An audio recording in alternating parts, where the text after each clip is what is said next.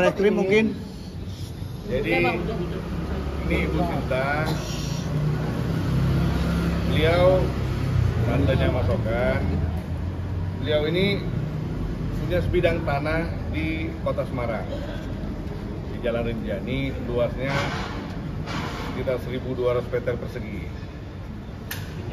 Tanah ini beliau miliki fatwa HGB-nya sejak tahun 1986.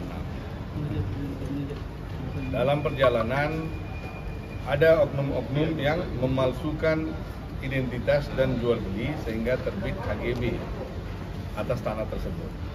Sudah dilaporkan ke pihak yang berwajib pada waktu itu, yang melakukan pemalsuan sudah diproses dan ditahan. Jadi kan otomatis HGB ini adalah produk cacat hukum, ya. Sudah diberikan tembusan kepada pihak BPN untuk membatalkan HGB, tapi tidak terjadi. Maka berlanjutlah ini. HGB ini sudah habis masanya tahun 2013. Setelah itu ada seorang lurah sampai tahun 2018 tanah tersebut masih mendapatkan surat 3 serangkai dari lurah setempat, pengakuan bahwasanya tanah itu adalah milik ibu. Ya, tanah tersebut adalah milik ibu. Setelah itu bergantilah lurah di wilayah itu. Ada seorang lurah baru yang masuk sampai digugat ke Petun. Beliau tidak mau menyatakan surat kepemilikan tersebut adalah milik lawannya kita, ya, terlapor ini. Sampai di Petun, beliau tidak mau memberikan surat pernyataan. Setelah dia digugat, dia datang ke suami ibu, almarhum. Pada saat itu masih ada, jadi beliau baru meninggal 2 tahun yang lalu. Beliau yang mendukung dokumen-dokumen sehingga lurah itu menang.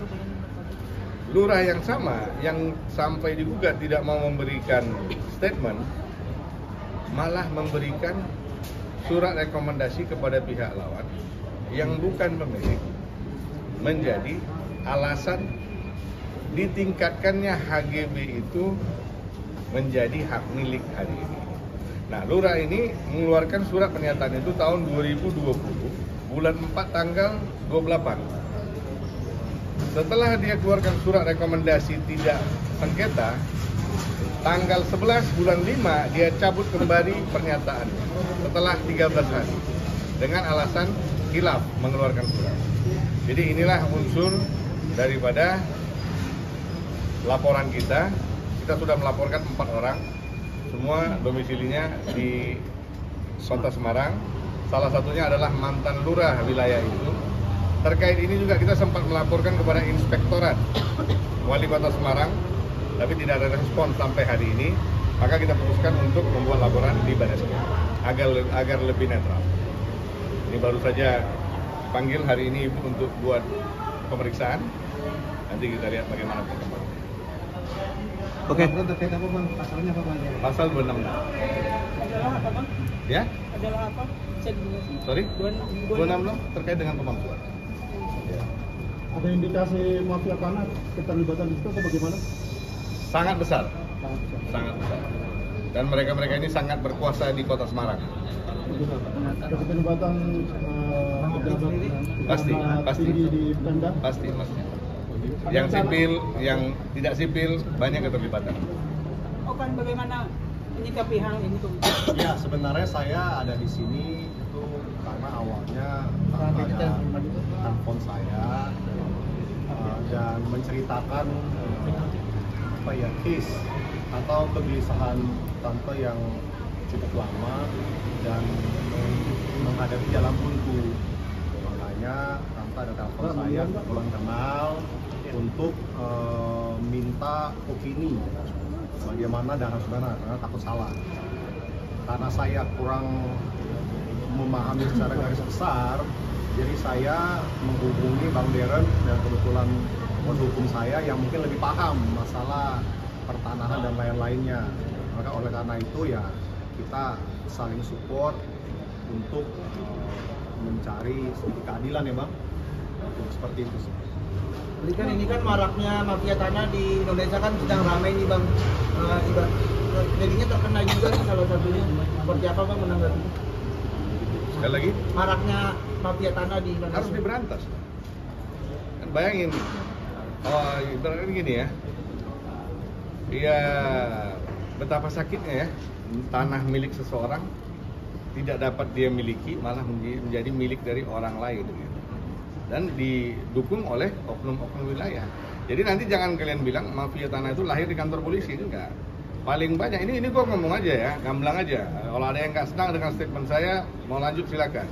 Mafia tanah itu paling banyak lahir di kantor desa dan kantor lurah. Setelah itu dia lahir di kantor pertanahan. Kantor polisi tidak ada mafia tanah yang lahir. Mafia dari mulai bawah inilah harus ditertibkan. Makanya ingat, saya buat laporan domisili kemarin. Jangan anggap sepele loh. Itu keterangan awal. Sama itu kata di desa ini karena di kota maka bakal lurah. Ini keterangan awal yang mengakibatkan surat rekomendasi seorang lurah yang mengakibatkan HGB yang sudah mati, HGB yang terbit dengan dasar pemalsuan yang sudah dipidana, yang cacat hukum, malah bisa ditingkatkan menjadi sertifikat hak milik. Jadi bayangin, ini di kota loh ya, di jantung kota Semarang, bukan di pedalaman yang nggak ada signal. Jadi kita harus ikut memberantas ini hal-hal begini. Bang, mungkin cara ngeberantasnya karena banyaknya mafia tanah di Ya pastinya dengan dukungan media, kedua dengan transparansi hukum, ketiga dengan ketegasan yang harus diambil oleh para penyidik-penyidik yang mengatasnamakan keadilan. Tapi kan Abah sendiri punya surat Lengkap. Total kerugian berapa Bang? Total kerugian sekitar 30 miliar lebih. Tanahnya seluas berapa tadi sorry Bang? 1.191 meter persegi. Ya bayangin, ibu ini sudah berusia 85 tahun, masih mengejar keadilan untuk dirinya. Selama 40 tahun mereka berperkara untuk mempertahankan haknya, ujungnya kalah. Ya, jadi kalian mungkin sudah paham kenapa laporan ini tidak saya buat di Polda wilayah sana. Saya bawa ke Mabes Polri agar lebih netral, tanpa ada keberpihakan. Sendiri mungkin tergerak untuk membantu terus seoptimis apa sih bisa menilai? Ya sebenarnya sekarang kan sudah zaman transparansi, sudah keterbukaan. Jadi selama kita memiliki data lengkap, selama komunikasi lancar, biasanya sih akan terungkap dengan sendirinya. Yang mudah-mudahan dengan niat baik kami, Tante bisa terbantukan ya. Tentunya prosesnya juga nggak pendek. Banyak waktu-waktu yang akan tersita dan selama ini juga sudah berproses dan dari pihak Mabes juga sangat membantu sekali. Mudah-mudahan lah bisa titik terang di ujungnya. Nilai tanahnya itu berapa itu? 30 miliar lebih. Itu kerugian yang ditanggung sekarang. Ya pasti 30 miliar lebih. Karena tanahnya kan sekarang sertifikat hak miliknya sudah terbit atas nama mereka.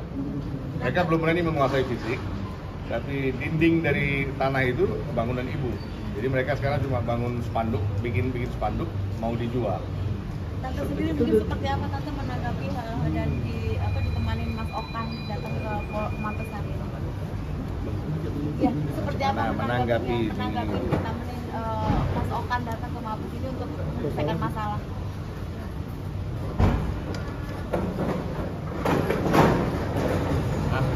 Saya mau keadilan.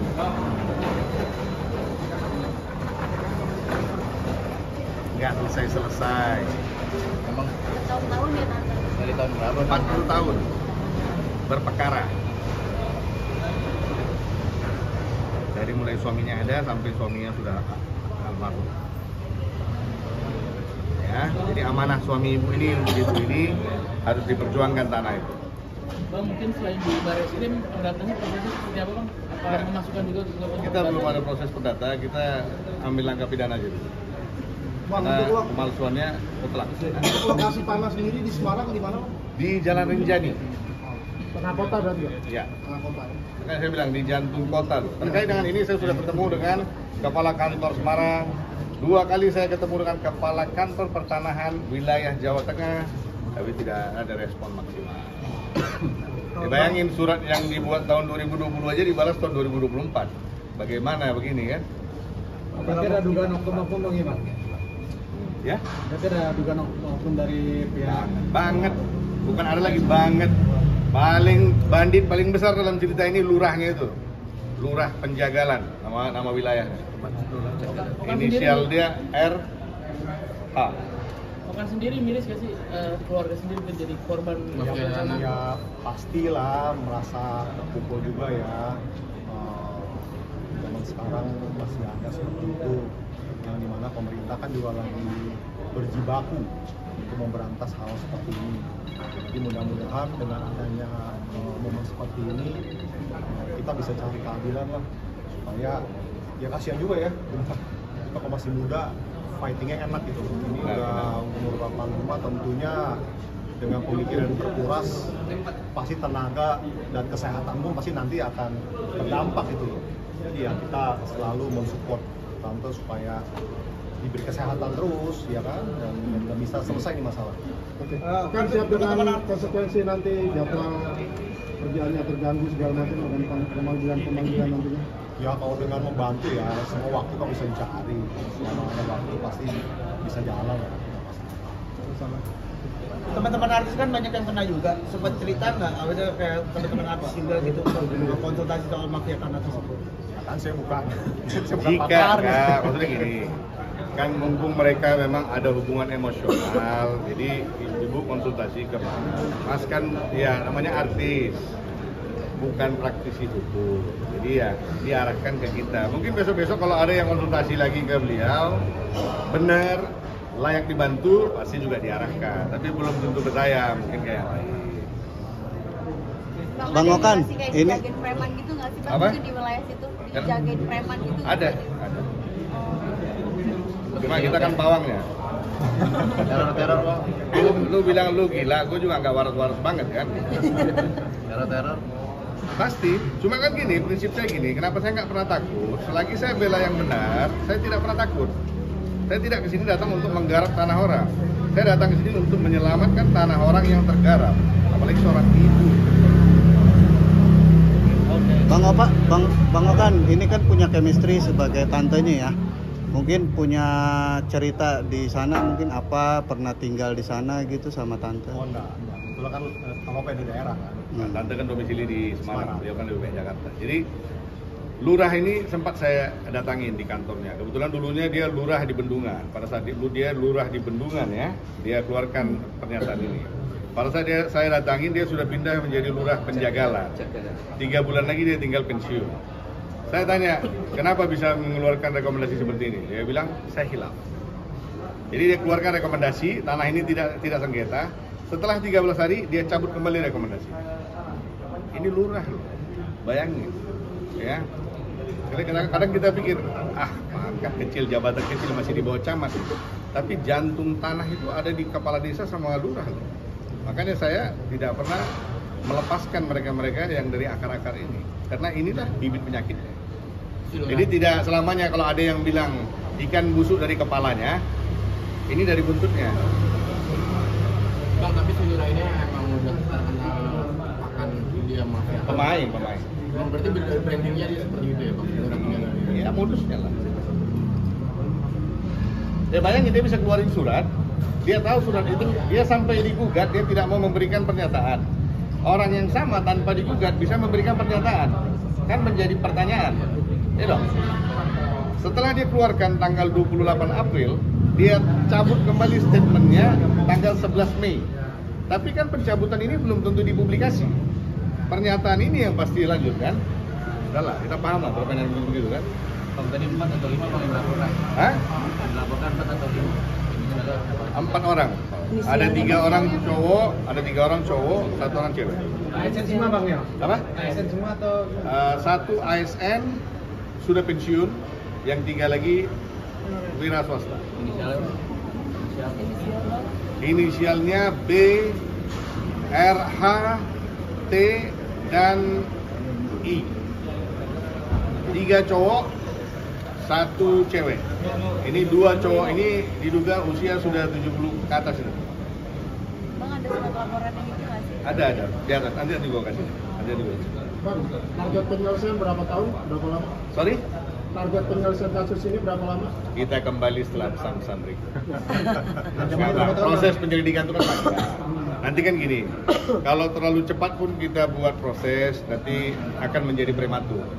Jadi kita ikutin durasi yang sudah ditentukan untuk tahap-tahapnya, kan ada sidik, dan penetapan berikutnya. Yang penting jangan sampai lewat dari masa yang sudah ditetapkan. Akan berkaca dari kasus Nirina Zubir, akankah pendekatan lewat kementerian? Belum ada rencana, Tapi akan mengarah ke sana? jika diperlukan. Sementara belum ya? Sementara belum. Kita ambil dari langkah hukumnya. Karena bagi saya kalau memang saya ke menteri bisa efektif, ya why not kan gitu. Karena ujung-ujungnya PPN kan gitu. Tapi kalau gue ke menteri juga nanti gue dibalikin ke Bareskrim, ya mendingan gue di Bareskrim aja kan. Apapun ceritanya tetap jalur hukum lebih efektif lah. Karena kadang ini ya mereka ini sorry to say ada hubungan emosional kan. Jadi takutnya dia lebih memihak kepada anggotanya daripada saya. Dan itu fakta, banyak terjadi. Ya, jadi mendingan kita berdasarkan hukum yang sudah dilanggar, kita kejar celah-celahnya, kita naikin sidik, kita tersangkakan, kita tahan, kita publikasikan. Sebagai pengembalian hak bagi seorang ibu dan sekali lagi sebagai edukasi. Kalau tidak ada yang kebal hukum, kebal tembak, kebal tikam ada, tapi kebal hukum tidak ada ya, itu ingat. Tapi kembali lagi kepada lawyernya, kembali lagi kepada timnya. Oke? Surat laporannya udah. Ah ya, ada nanti gue kirim ke WA. Di SSC. aja bang. Nanti gue kirim. Namanya siapa? Ibu Sinta Condro. Oh iya. Nama lawyernya tahu? Oh. Kasih apa? Oh, mau